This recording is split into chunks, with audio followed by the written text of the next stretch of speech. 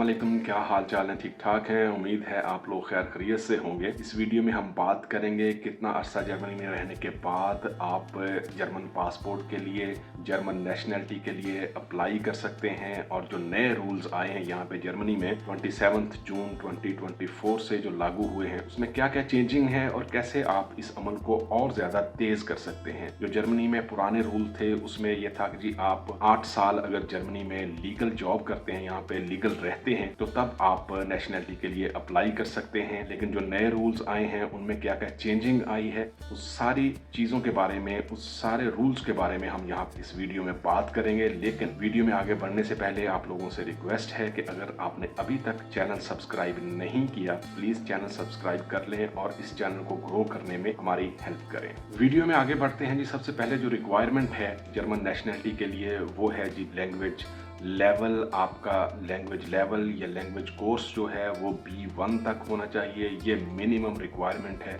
इसके बिना जो है वो आप जर्मन नेशनलिटी के लिए अप्लाई नहीं कर सकते।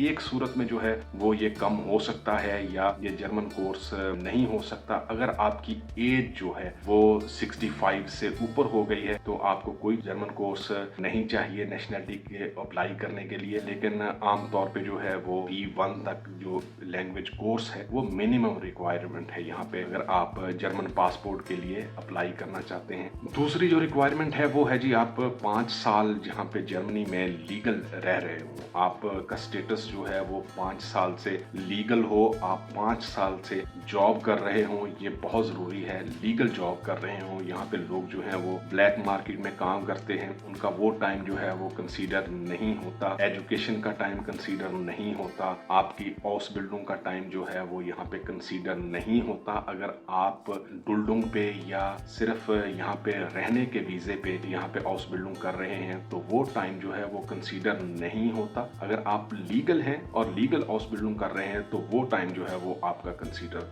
होता है। अगर आपके पास ऐसा वीजा है, जो लोग यहाँ पे इलीगल आते हैं उनको सिर्फ रहने के लिए वीजा दिया जाता है ताकि वो यहाँ पे रह के अपनी ऑसबिल्डिंग कर सकें, और उसको कहते हैं जी डुल्डुंग। और डुल्डुंग पे अगर आप ऑसबिल्डिंग कर रहे हैं तो वो टाइम जो है वो आपकी नेशनलिटी के लिए कंसीडर नहीं होगा। वही टाइम कंसीडर होगा जब आपके पास यहाँ का लीगल स्टेटस होगा, जब आपके पास रेजिडेंस परमिट होगा यहाँ पे, और वहां से जो है वो टाइम स्टार्ट होगा। और अगर आप पुराने कानून में था जी कि आपको 8 साल यहाँ पे रहते हुए आप अप्लाई कर सकते थे, लेकिन नए कानून के हिसाब से आप 5 साल के बाद जो है वो इसको अप्लाई कर सकते हैं। इसके बाद जो दूसरी रिक्वायरमेंट है वो है जी आपका जो पेंशन है। यहाँ पे सिस्टम है, आप अगर लीगल जॉब कर रहे हैं तो आपकी सैलरी से जो ग्रोस सैलरी है आपकी, उससे 18% या 18.4 या 6% आपकी पेंशन के पैसे जो हैं वो डिडक्ट होते हैं। लेकिन ये सारे पैसे जो हैं वो आपकी सैलरी से डिडक्ट नहीं होते। आपको 50% जो है वो पे करना पड़ता है, और आपका जो एम्प्लॉयर है जिस कंपनी में आप काम करते हैं वो कंपनी जो है वो 50% पे करती है। इट मीन्स के 18.6% जो है वो उसका 9.3% जो है वो आपकी ग्रोस सैलरी से जो है वो जाएगा, और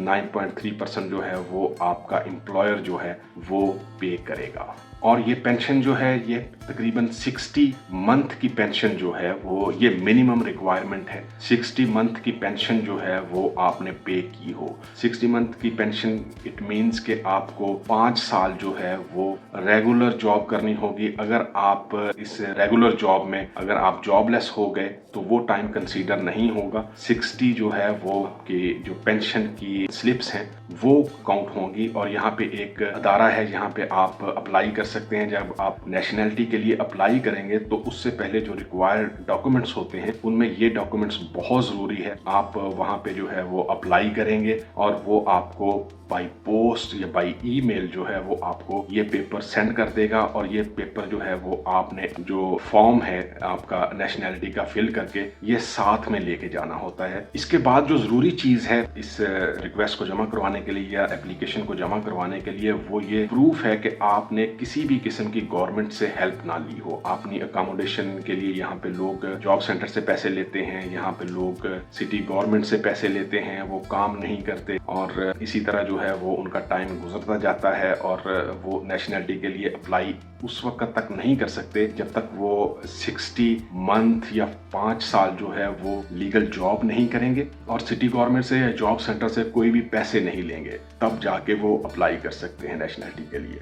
इसके साथ आपको कंपनी से, जिस भी कंपनी में आप जॉब कर रहे हैं, वहां से पेपर लेना होगा। ये एक लीगल रिक्वायरमेंट है कि आप वहां से कितनी देर से काम कर रहे हैं, आपकी सैलरी वहां पे क्या है। ये कंपनी में आप जिस भी कंपनी में काम कर रहे हैं, जिस भी रेस्टोरेंट में काम कर रहे हैं या कहीं पे भी आप जॉब कर रहे हैं, वहां के HR डिपार्टमेंट से जाके रिक्वेस्ट करेंगे तो वो आपको ये पेपर जो है वो बना के दे देगा। और ये पेपर भी आप अपने डॉक्यूमेंट्स के साथ लेके जाएंगे, ये साथ लगाना होगा। इसको टेटिशकाइट नाखवाइज कहते हैं जर्मन जुबान में। ये भी बहुत जरूरी है। इसके अलावा एक पॉलिटिकल टेस्ट है, पॉलिटिकल एग्जाम है, वो पास करना जरूरी है। लेबन्स इन डॉइचलैंड इसको कहते हैं। ये एक्चुअली जो है वो यहाँ पे हिस्ट्री के बारे में, यहाँ की पॉलिटिक पार्टी के बारे में, यहाँ पे जो सूबे हैं उनके बारे में ये एक टेस्ट होता है। एक्चुअली इसमें 300 क्वेश्चंस होते हैं और 300 क्वेश्चंस में से 30 क्वेश्चन जो हैं वो एग्जाम में आते हैं और उसमें मिनिमम जो है वो 17 क्वेश्चन जो है वो आपके क्लियर होने चाहिए। बड़ा इजी एग्जाम है,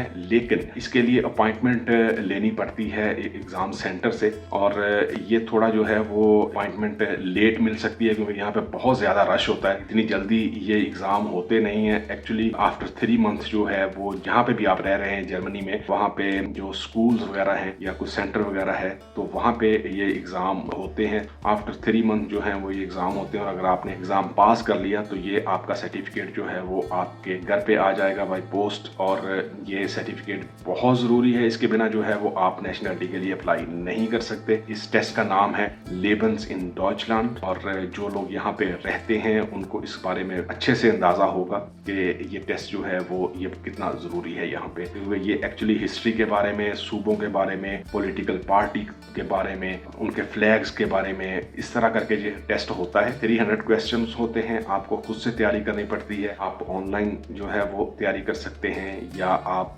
इसकी बुक ले सकते हैं। इजी क्वेश्चन होते हैं, मल्टीपल चॉइस के क्वेश्चंस हैं। 300 क्वेश्चंस, उसमें से 30 जो है वो एग्जाम में आएंगे। इसके बाद आपको कैरेक्टर सर्टिफिकेट लेना होगा। यहाँ से जिस भी सिटी में आप रह रहे हैं वहाँ पे सिटी गवर्नमेंट ऑफिस में जाके आप वहाँ पे रिक्वेस्ट कर सकते हैं जी कि हमें कैरेक्टर सर्टिफिकेट चाहिए। सिटी गवर्नमेंट जो है ये कैरेक्टर सर्टिफिकेट एक्चुअली आपका क्रिमिनल रिकॉर्ड जो है वो चेक करने के लिए होता है और ये पुलिस वाले देते हैं, लेकिन आप डायरेक्ट जो है वो किसी भी पुलिस स्टेशन में जाके ये अप्लाई नहीं कर सकते। ये सिटी गवर्नमेंट में जाके आपको अप्लाई करना होगा। उसके लिए फीस होती है, तकरीबन 17 या 18 यूरो इसकी फीस है, वो पे करनी पड़ती है। और ये सर्टिफिकेट जो है वो आपको बाय पोस्ट, आप जहाँ पे भी रह रहे हैं वहाँ पे आपको मिल जाएगा। जो भी आपका रिकॉर्ड होगा क्रिमिनल, जो भी आपके ऊपर केस हैं, अगर आपका रिकॉर्ड सही है तो आपको सही रिकॉर्ड का जो है वो सर्टिफिकेट मिल जाएगा। लेकिन अगर आपके ऊपर कोई केस है कि आप क्रिमिनल एक्टिविटीज में मुलव्वस रहे हैं तो ये सारा रिकॉर्ड जो है वो उस सर्टिफिकेट में मिल जाएगा आपको आपके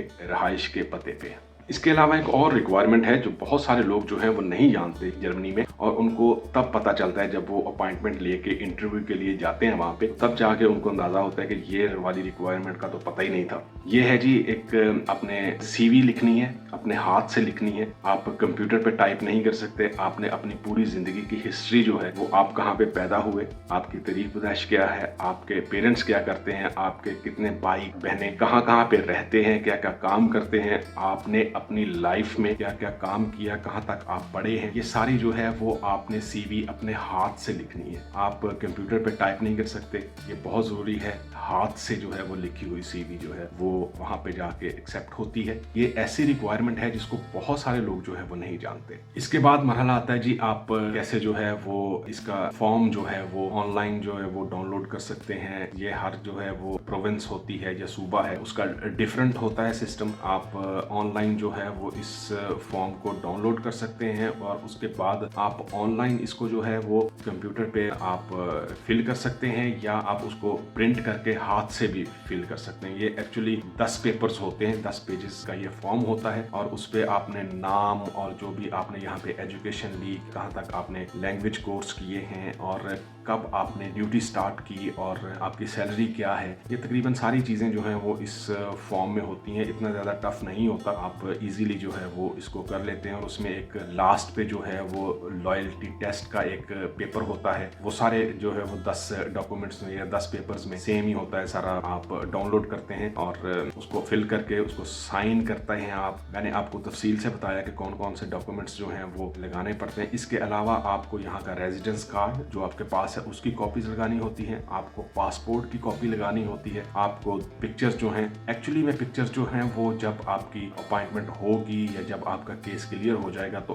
तब आपको बुलाया जाएगा कि आप पिक्चर्स के लिए आएँ और आप फिंगरप्रिंट्स के लिए आएँ। लेकिन समटाइम जो है वो कुछ रियासतों में ऐसा भी होता है कि जी आपको पिक्चर्स जो हैं वो आपके जो रिक्वेस्ट है या एप्लीकेशन है उसके साथ जमा करवानी पड़ती है। इसके बाद मरहला आता है जी आपकी अपॉइंटमेंट का। अपॉइंटमेंट जो है वो यहाँ पे जर्मनी में बहुत बड़ा मसला है, बहुत बड़ा प्रॉब्लम है। यहाँ पे नेशनैलिटी जब से जो है ये कानून चेंज हुए हैं, नया कानून आया है, यहाँ पे आसानियाँ पैदा हुई हैं। 8 साल की बजाय 5 साल हो गया है, 5 साल की बजाय 3 साल में भी आप कर सकते हैं। इसके बारे में हम वीडियो के आखिर में बात करेंगे कैसे आप इस पीरियड को और ज़्यादा कम कर सकते हैं। तो बहुत ज़्यादा रश हो गया, आपको appointment after 6 month, after 8 month इस तरह की अपॉइंटमेंट मिलती है। लेकिन ये सारा प्रोसेस जो है वो आपको ऑनलाइन करना पड़ता है, क्योंकि यहाँ पे जो है वो आप किसी भी ऑफिस में डायरेक्ट जाके अपॉइंटमेंट नहीं बना सकते। अपॉइंटमेंट जो है वो उसके लिए आपको ऑनलाइन जो है वो अप्लाई करना होता है और ऑनलाइन देखना होता है जी कौन सी अपॉइंटमेंट जो है वो खाली है, आप उसको रिजर्व करें। अपॉइंटमेंट वाले दिन जाके वहाँ पे क्या होता है ये मैं आपको बताता हूँ। आपकी सपोज अपॉइंटमेंट जो है वो कल 8 बजे है, आप सारे लोग जो हैं वो कोशिश करते हैं कि जल्दी पहुँच जाएं। जल्दी पहुँच गए हैं, आपको वेट करना होगा और फिर आपका जो भी जिस भी ऑफिस में अपॉइंटमेंट है वहाँ पे आपको बुलाया जाएगा। सबसे पहले आपसे इस पेपर पे साइन करवाया जाएगा, आपका जो भी रिकॉर्ड है या आपकी इंफॉर्मेशन है वो हम ले सकते हैं या नहीं। उसके बाद जो है वो मरहलावार जो भी ऑफिसर होगा या जो भी वहाँ पे लोग होंगे वो आपसे डॉक्यूमेंट्स लेंगे, जैसे पासपोर्ट की कॉपी हो गई, जैसे एप्लीकेशन हो गई, उसको चेक करेंगे। उनके पास एक पेपर होता है, उस पे वो सारी रिक्वायरमेंट जो है वो लिखी होती हैं, वो उसको टिक मार्क करते जाते हैं। और सारा कुछ करने के बाद जैसा मैंने आपको बताया कि बहुत सारे लोग जो हैं वो ये हाथ से लिखी हुई CV नहीं लेके जाते और अगर आपके पास नहीं है तो वो आपको देनी पड़ती है। इसके लिए एक और रिक्वायरमेंट है आपका बर्थ सर्टिफिकेट। बर्थ सर्टिफिकेट जो है वो बहुत ज़रूरी है। बर्थ सर्टिफिकेट के बिना भी आप नेशनैलिटी अप्लाई नहीं कर सकते। नेशनैलिटी वही लोग अप्लाई करते हैं जो किसी और मुल्क में पैदा हुए हैं। तो बर्थ सर्टिफिकेट जो है वो भी एक बेसिक रिक्वायरमेंट है जर्मन नेशनैलिटी के लिए। ये सारे डॉक्यूमेंट्स जो हैं वो सबमिट करने के बाद जो एप्लीकेशन का टाइम है वो आमतौर पे 6 माह का टाइम लेते हैं। जो भी ऑफिस है उस पर काम करने के लिए, आपके सारे डॉक्यूमेंट्स चेक करने के लिए 6 माह का टाइम लेते हैं। और 6 माह के अंदर जो है वो आपको ईमेल के जरिए, टेलीफोन के जरिए या फिर लेटर के जरिए आपको कुछ और रिक्वायर्ड डॉक्यूमेंट्स जो हैं वो एक्स्ट्रा आपसे लिए जाते हैं। जैसे कि आपकी सैलरी स्लिप्स जो हैं, सैलरी स्लिप्स जो हैं वो आमतौर पे बाद में वो लेते हैं, या कुछ जगहों पे ऐसा होता है कि आपकी एप्लीकेशन जो है वो उसके साथ ही वो सैलरी स्लिप्स ले लेते हैं। और जब तकरीबन आपके एप्लीकेशन जमा करवाए हुए 4-5 माह हो जाएं तो उसके बाद दोबारा से वो एक बार फिर आपकी सैलरी स्लिप्स लेते हैं ताकि ये चेक कर सकें कि वो आप वहाँ पे काम कर रहे हैं या इस दौरान जब आपकी एप्लीकेशन पे काम हो रहा था तो कहीं आप जॉबलेस तो नहीं हो गए। दोबारा से जो है वो सैलरी स्लिप्स वो ले सकते हैं। अमूमन यहाँ पे होता ये है जी कि 6 मंथ जो हैं वो पूरे होने के बाद, चूँकि आजकल रश बहुत ज़्यादा है तो ये टाइम जो है वो बहुत ज़्यादा लगता है। यहाँ पे 6 मंथ का वो कहते हैं, लेकिन बहुत लकी हैं आप अगर ये 6 मंथ में आपका जवाब आ जाए, आपको वहाँ पे फिंगरप्रिंट के लिए, पिक्चर के लिए या जो फीस है उसके लिए आपको बुलाया जाए। लेकिन ये ज़्यादातर जो है वो आजकल चूँकि रश है तो बहुत ज़्यादा लेट हो रहा है ये प्रोसेस। 1 से 2 साल जो हैं वो नेशनैलिटी का प्रोसेस ले जाते हैं। यहाँ पे बहुत ज़्यादा रश है, यहाँ पे लोग बहुत ज़्यादा नेशनैलिटी के लिए अप्लाई कर रहे हैं। तो अगर आपका टाइम जो है वो, अगर आप लकी हैं, आपका टाइम पूरा हो गया है और आपके सारे डॉक्यूमेंट्स जो हैं वो सही हैं, तो फिर आपको बुलाया जाएगा फिंगरप्रिंट्स के लिए, फिर आपको बुलाया जाएगा पिक्चर के लिए और फीस के लिए। इसकी फ़ीस जो होती है नेशनैलिटी की वो तकरीबन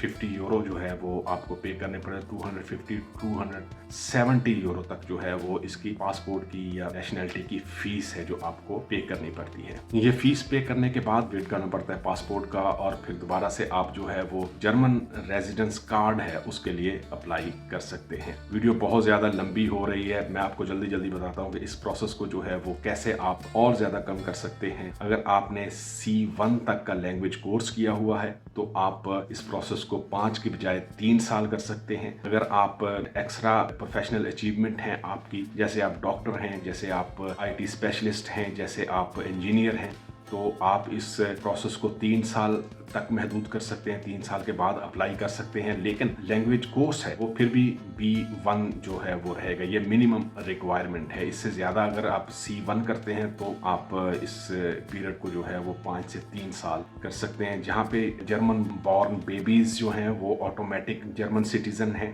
ये नए कानून में है। जो भी बेबी यहाँ पे पैदा होता है वो जो है वो जर्मन नेशनल है यहाँ पे। इसके अलावा कुछ सूरतों में जो है वो और ज़्यादा आसानियाँ हो सकती हैं जर्मन नेशनल की, जैसे लोग जो हैं वो उनकी एज ज़्यादा है, वो 65 ईयर से ज़्यादा हैं, वो लोग जो हैं वो अप्लाई कर सकते हैं और उनके लिए लैंग्वेज कोर्स भी इतना नहीं चाहिए और बहुत सारी रिक्वायरमेंट्स जो हैं वो उनके लिए ईजी हो जाती हैं। उम्मीद है ये वीडियो आपको पसंद आएगी। बहुत सारी इन्फॉर्मेशन जो है वो मैंने आपको दे दी है, लेकिन मुझे ये लगता है कि इससे रिलेटेड जो है वो एक दूसरी वीडियो भी बनानी पड़ेगी। ये वीडियो बहुत ज़्यादा लंबी हो गई है। मैं कोशिश करूंगा आप लोगों के सवाल हैं तो सबके सवालों के जवाब दे दूं, या फिर इससे रिलेटेड जो है वो एक और वीडियो जो है वो रिकॉर्ड करके मैं अपलोड करूं। दुआ में याद रखें और चैनल को प्लीज़ सब्सक्राइब करें। अल्लाह हाफिज़।